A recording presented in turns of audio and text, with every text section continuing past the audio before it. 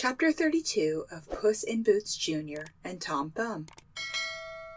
A High Toss. "This is just like a vaudeville show," cried Puss Jr. as Jack disappeared in his house. "First we see the house that Jack built, then the malt, then the rat, then the cat, and now the dog."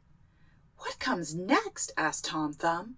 "I've forgotten my Mother Goose, it seems." Before he could answer, Jack himself opened the door and ran down the front steps. "Hello, Puss Jr. Hello, Tom Thumb.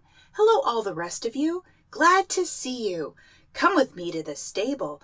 I want to show you the cow with the crumpled horn.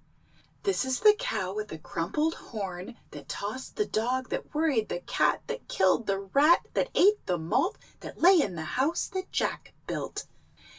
But goodness me, the cow with the crumpled horn was a very meek-looking animal. She stood close to the old rail fence, chewing her cud and flicking the flies with her tail.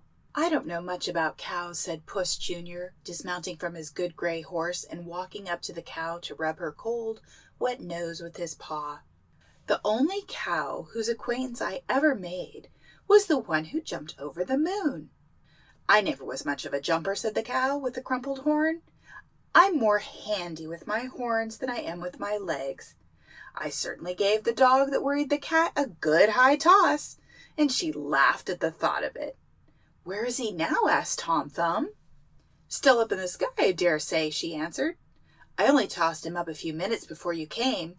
You see, he was worrying the cat that killed the rat and Jack. Well, he was fond of him, didn't like to have him annoy Pussy.